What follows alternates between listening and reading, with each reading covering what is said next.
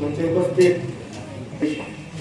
সবার সম্মানিত সভাপতি, উপস্থিত উলামায়ে কেরাম, মুরব্বী হল আর আমার প্রিয় ছোট ভাই বোন হল, আজকে পবিত্র রমজান মাস বিদায়ী অনুষ্ঠান উপলক্ষে মাদ্রাসার এই সুন্দর প্রোগ্রামও আমি উপস্থিত থাকতে পারিয়া মহান আল্লাহ রাব্বুল আলামিনের কাছে শুকরিয়া আদায় করি, আলহামদুলিল্লাহ।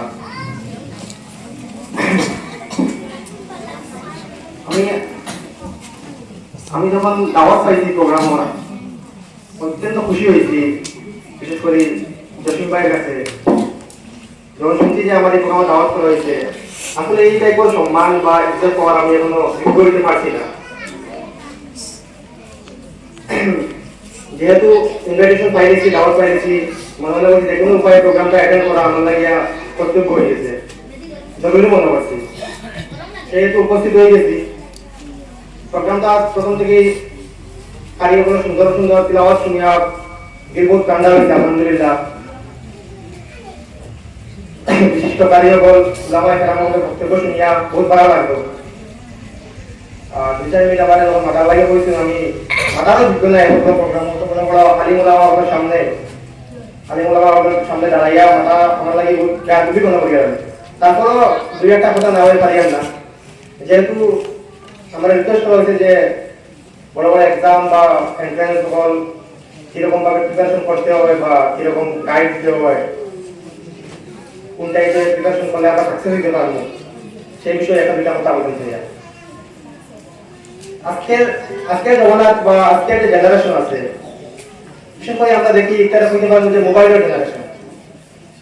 কমপ্লিট জেনারেশনটা হয়ে গেছে মোবাইল কেন্দ্রিক, মোবাইল ফোন বা ডিজিটাল যেগুলো গ্যাজেটস আছে।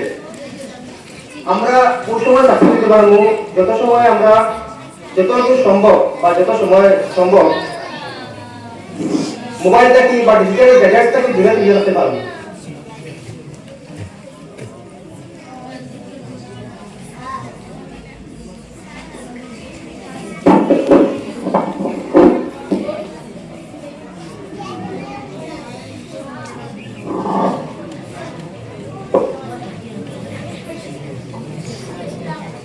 আমার আজকের বক্তব্যের মেইন লক্ষ্য বা কেন্দ্রবিন্দু মোবাইল হচ্ছে, মোবাইল ফোনের ইউজ, মোবাইল ফোনের ডিমেরিটস মেরিটস এইগুলো হচ্ছে।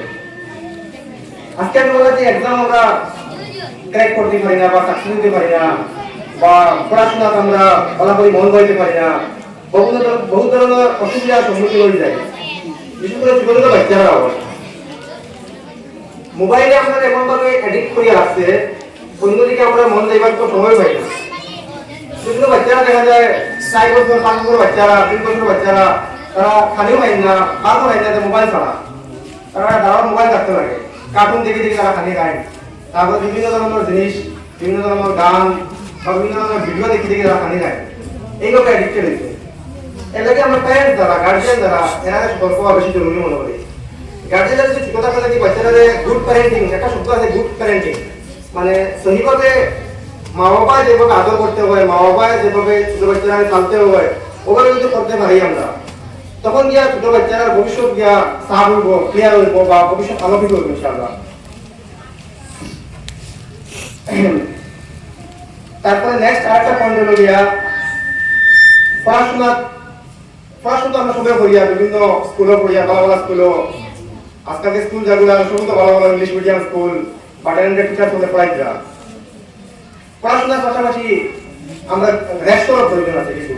আজকালকে দেখা যায় বাচ্চারা মানে রেস্ট দেওয়া হয় না, কিন্তু বাচ্চারা আজকে দিন ক্লাস করলো, বিকালে আবার টিউশন, আবার রাত্রে আবার বড় হয়ে পড়া লাগে, আবার সকালে 6টা 7টা থেকে তারা স্কুলে পাঠানো নিয়ে যায়, তারপরে আবার করে টিউশন, এইভাবে 24 ঘন্টা তারা যে শিডিউল এটা চলে, এটা আমার লাগে একটু হ্যাপটিক হয়ে যায়। শিডিউলটা যদি একটু ফ্লেক্সিবল করা হয় বা তার চাইল্ড সেন্টার্ড এডুকেশন বলে একটা জিনিস আছে, এডুকেশন আমরা পাইছি চাইল্ড সেন্টার্ড এডুকেশন, আমরা আজকে হয়ে গেছে টিচার সেন্টার্ড এডুকেশন। ওই জিনিসটা এখন যদি চাইল্ড সেন্টার করি বা শিশু কেন্দ্রিক শিক্ষা করি, তখন গিয়ে তারা মাইন্ডও ভালো থাকবো, তারা অন্য ভবিষ্যতে বড় এক্সামের প্রিপারেশন করতে পারবো বা ভবিষ্যতে গিয়া তারা নিজের ক্যারিয়ার ডিসিশন যেটা ওটা পিসফুলি নিতে পারবো।